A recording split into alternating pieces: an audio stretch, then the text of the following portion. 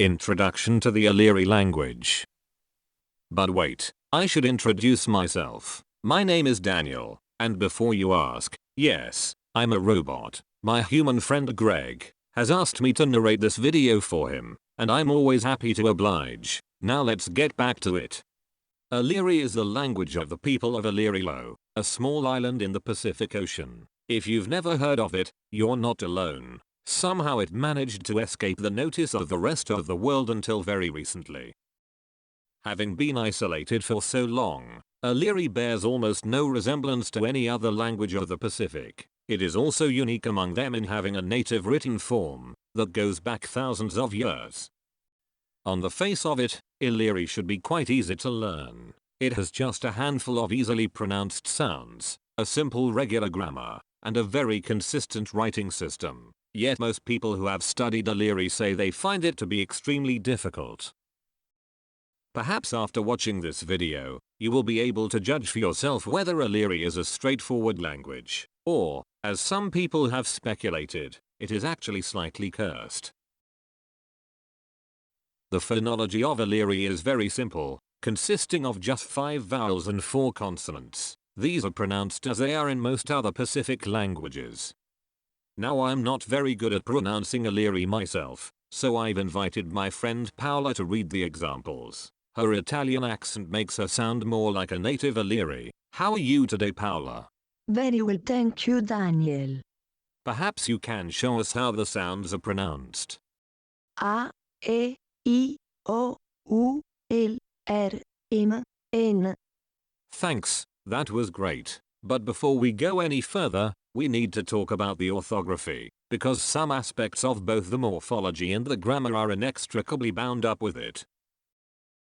In the Aleri script, words are represented by lines, made up of vertical and horizontal strokes. Each word begins with a dot. Then, an upward stroke represents A. A stroke to the left represents E. Downwards, I. To the right, O. Consonants occur where the line turns a corner. A turn to the left represents L, and to the right, M. Ale. Amo. The consonants R and N are written by placing a dot inside the corner. Are. Ano. U is special. U can only appear at the end of a word, and is written as a short stroke in any direction. This stroke, together with its preceding consonant, is called a tail. There are 4 possible tails: lu, ru, mu, and nu. These are used as suffixes that perform various grammatical functions depending on the kind of word they're attached to. There are a couple of rules that restrict the possible forms a word can take. The first rule is that the line must fit within a 4x4 grid. The second rule is that the line cannot cross or touch itself. As an exception to the first rule, tails are allowed to hang outside the grid. This allows any tail to be attached to any word. Sometimes it is necessary to lengthen strokes in order to satisfy the second rule. This does not affect the sound of the word. For example, this is how the name of the island is written. Alerilo.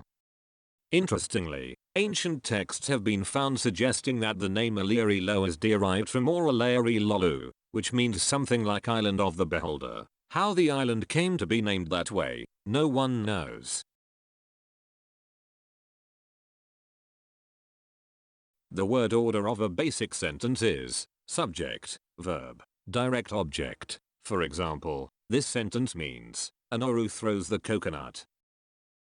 Anoru ilora onirolalu. If there's an indirect object, it comes before the subject, separated from it by a postposition. Ilomilu anoru ilora onirolalu. Anoru throws the coconut to Ilomilu. That seems simple enough. This language does not look difficult at all.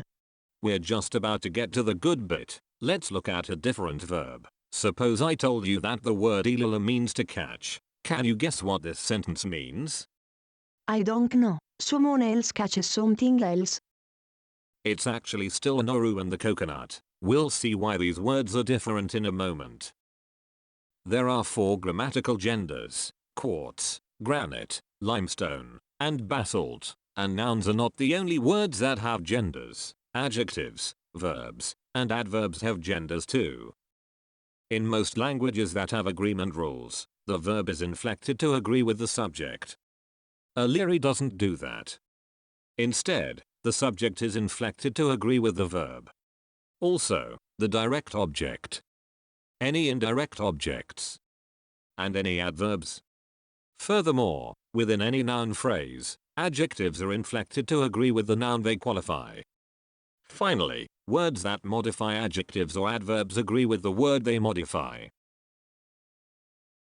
Inflections are applied by performing geometrical transformations on the written forms of the words. For quartz, there is no inflection. For granite, we flip the word horizontally. For limestone, we rotate the word 90 degrees anticlockwise. And for basalt, we rotate the word 180 degrees. Let's look at some examples. Our first sentence was very simple, because the verb elora, to throw, happens to have quartz gender, which has no inflection.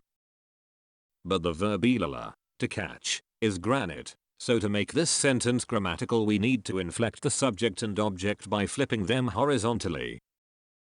Let's add an adjective. Adjectives follow nouns in Aleri, so our base sentence looks like this. The noun emle is limestone, so we first inflect the adjective Aleri by rotating it 90 degrees anticlockwise. Then we inflect all the words in the subjects and objects with the gender of the verb, which is granite, by flipping them horizontally. Notice how a word can receive more than one inflection. Because not all inflections commute, it is important to apply them in the right order. When nested structures result in multiple inflections, they are applied from the inside out. Tenses are indicated by inflecting the verb. The uninflected form is the present tense. For the past tense, the verb is flipped vertically. For the future tense, it is rotated 90 degrees clockwise. Anoru Anoru threw the coconut. Anoru will throw the coconut. Verbs can also be modified by adding tails.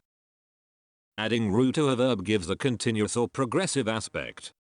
Anoru was throwing the coconut. Adding mu to a verb forms a gerund. Anoru likes throwing coconuts. Adding nu to a verb turns it into an adjective.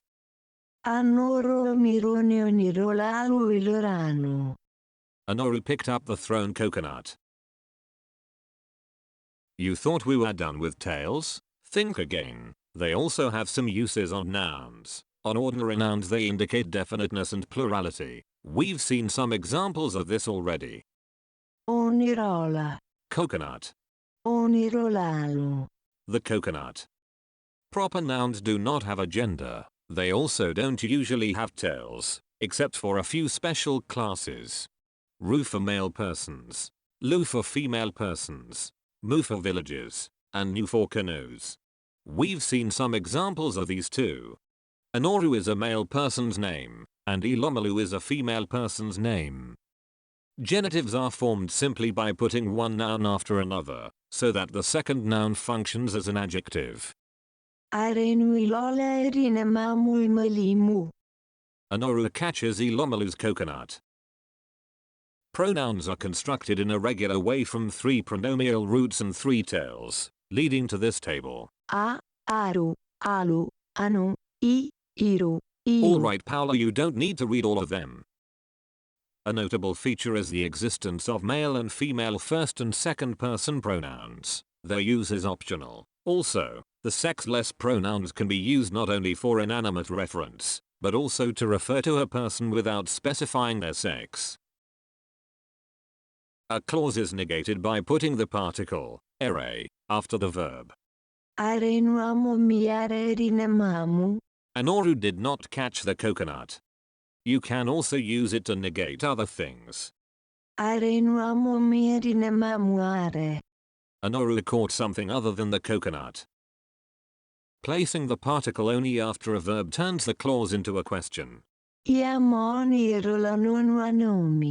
Do you want some fish sauce? By the way, this example shows how important it is to apply inflections in the right order. In this sentence, the word orally, fish, is inflected first with limestone and then with granite. If you apply those inflections in the opposite order, you get the limestone granite inflection of a different word entirely.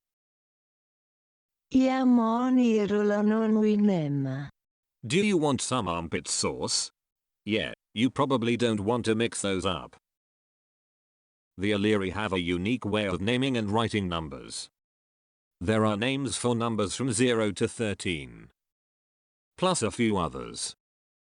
This strange collection of number names arises because of the way the Aleri write numbers. Numbers are written on a 3x4 grid where strokes in certain positions represent the first 9 Fibonacci numbers. Here are some examples. Note that a number is included only when the line passes from left to right, not right to left. A small cross-stroke is added to the end to distinguish numbers from words. These short strokes are added for clarity, to mark the positions of missing numbers when there is no right to left stroke. Although the lines for numbers resemble words, they are not pronounced that way. Each side of the number grid is read out using the names shown earlier. Eli. 6. Emanuele Romi. 71. Larger numbers are expressed in base 89. Eli annullare. Orano ilola. Areme. 48,507. Here are some more fun facts about Aleri. Words can have more than one meaning with different genders. For example, amalamo can mean either basket or thunderstorm. Amalamo, basket, is quartz. Amalamo, thunderstorm, is limestone. The meaning of an adjective or adverb can change radically depending on the gender of the word it's applied to. For example, when applied to a quartz or granite noun, Ileli means big and ereme means small. But when applied to a limestone or basalt noun, Ileli means small and ereme means big. Also, omine means red when applied to a quartz, granite or limestone noun, but green when applied to a basalt noun. Earlier we saw a case where an inflection of a word happened to coincide with a different inflection of another word. This happens very frequently in Aleri, and writers and poets make extensive use of it. A typical Aleri poem can be read in several completely different ways, each of which conveys part of what the author wanted to say. Such a work can never truly be translated. One has to learn to read Aleri in order to fully appreciate it. Let's finish off with a longer example. This is part of a traditional Aleri story, passed down through the generations, about how bees learn to fly.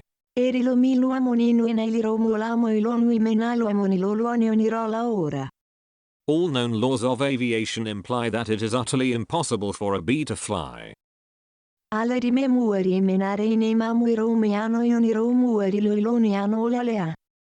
Its tiny wings simply cannot support its fat little body.